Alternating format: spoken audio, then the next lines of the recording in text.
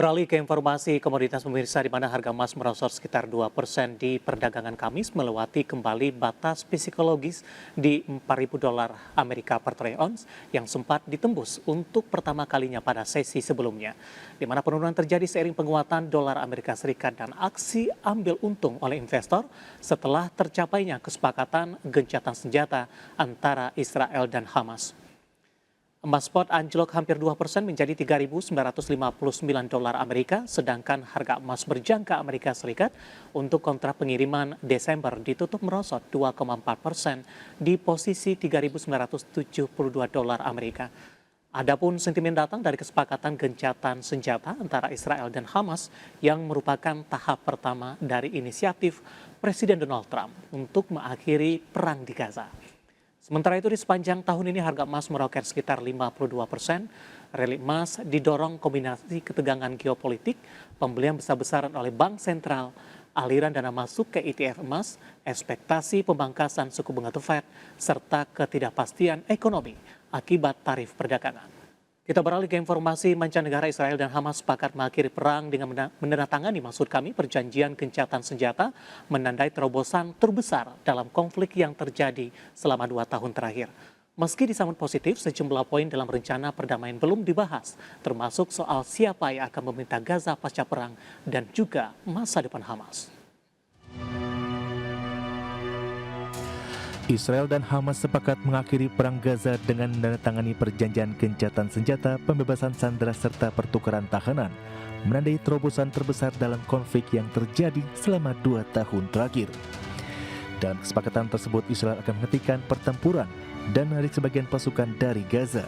Sementara Hamas akan membebaskan seluruh sandera Israel dalam waktu 70 jam setelah gencatan senjata berlaku.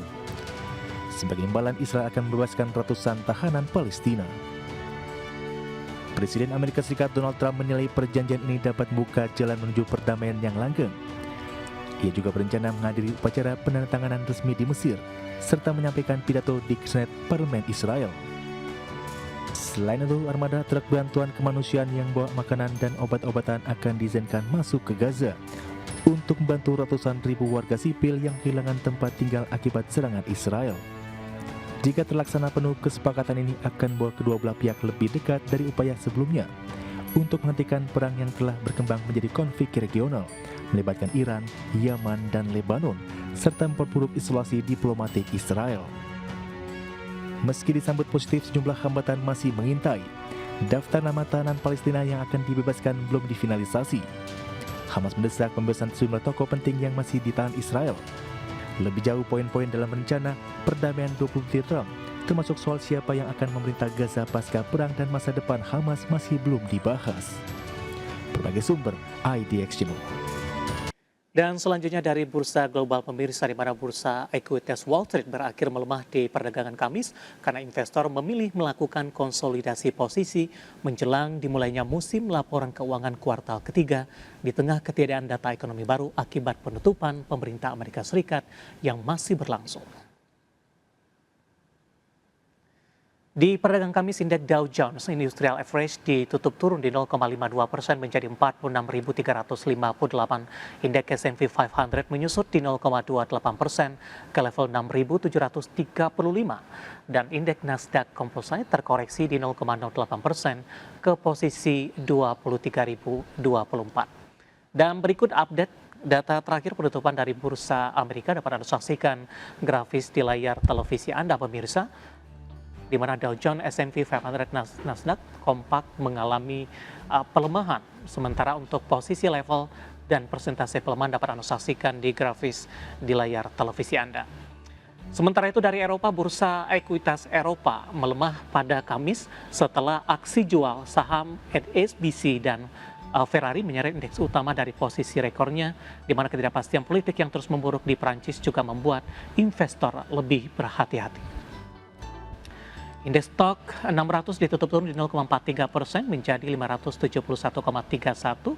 Indeks FTSE 100 Inggris melemah di 0,41% ke posisi 9.509 dan indeks CAC 40 Prancis turun di 0,23% ke level 8.041. Selanjutnya ada informasi dari dalam negeri ya David ya, di mana banyak lembaga dunia meragukan pertumbuhan ekonomi Indonesia di tahun ini bisa tumbuh di angka 5%. Ya, Menteri Keuangan tetap optimistis pada kuartal keempat perekonomian Indonesia mampu tumbuh mencapai 5,5%. Ya, Bank Dunia melalui laporan East Asia and Pacific Economic Update edisi Oktober 2025 memproyeksikan pertumbuhan ekonomi Indonesia sepanjang tahun 2025 hanya mencapai 4,8%. Angka ini naik tipis dari proyeksi sebelumnya sebesar 4,7% atau masih di bawah target pemerintah yang dipatok di level 5%.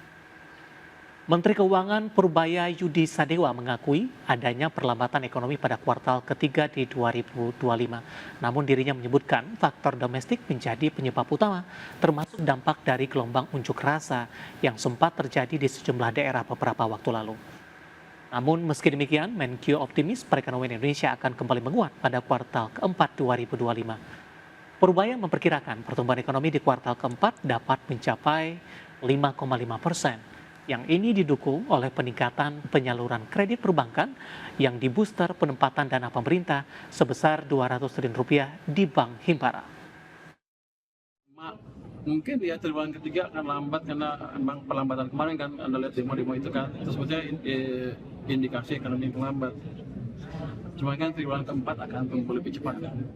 Sekarang kredit sudah tumbuh di satu bank dari 8 ke 11% naiknya. Saya harapkan tempat lain juga seperti itu dan saya yakin ekonomi kita triwulan keempat tumbuhnya akan di atas 5%. Dia prediksinya 5,5%. Triwulan keempat aja ya. Artinya saya nggak penting pernah jatuh, yang penting ke depan arahnya kemana. Karena akan lihat ke depan akan naik terus, bukan meroket situ. Sementara itu pemirsa, pelaku usaha justru sangat optimis bahwa pertumbuhan ekonomi di tahun 2025 tumbuh sangat positif. Ya, pasalnya dari segi kinerja ekspor cukup meningkat drastis. Menurut Ketua Perdagangan Internasional Kamar Entrepreneur Indonesia atau KEND, Shanti Samdasani, menyatakan prospek perekonomian Indonesia cukup positif di tengah gejolak perdagangan global, di mana sejumlah sektor perdagangan di berbagai komoditas menunjukkan peningkatan yang signifikan. Terlebih lagi menurut Shanti, saat ini resiliensi Indonesia cukup kuat dan masih terbaik dibandingkan dengan 7 negara lainnya, terutama di sektor perdagangan, investasi, dan juga industri. Dan mereka melihat Indonesia selama ini poin yang penting yang ingin saya sampaikan juga. Selama ini dari 1 tahun ini mulai Trump mengumumkan tarif sampai sekarang, kalau saya pelajari 7 negara ya, 7 negara saya pelajari, resiliensi Indonesia adalah tergolong salah satu yang terbaik. Oke. Dari segi menjaga diplomasi, dari segi menjaga devisa, keseimbangan impor ekspor dan lain-lain, saya melihat ini cukup baik. Dan saya melihat dari pihak pengusaha itu masih ada trust kepada pemerintah bahwa they can turn this around. Ini bisa menjadi ini. Jadi trust itu ada dan resiliensi dari dua belah pihak ada. Pengusahanya resilient, pemerintahnya resilient. And I think this is a very good formula. Namun demikian nanti saya akan jelaskan kenapa saya optimis Indonesia bisa menutup tahun ini di atas 5%.